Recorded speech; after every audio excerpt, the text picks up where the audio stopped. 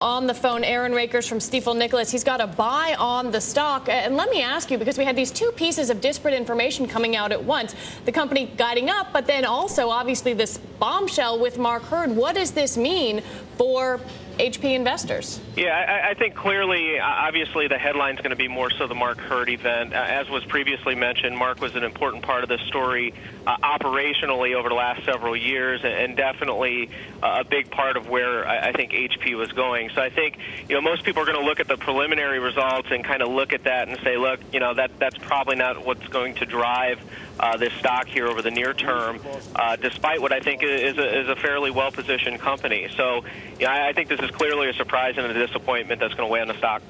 Hey, I wonder, though, you have a buy rating on the stock, and as you just said and Ian just said, and everyone basically knows, Mark Hurd is a huge part of the Hewlett-Packard story. He was the turnaround man. I mean, do you see this as his job is done and the company is now running on full engines, all speed ahead, or is it going to be a problem with Mark Hurd out of the C-suite? Well, I think, that's a good question, but I think there's also been a question here over the last couple of months of, HP moving from a turnaround operational story to more about top-line growth story. And, I think a lot of his work has been done.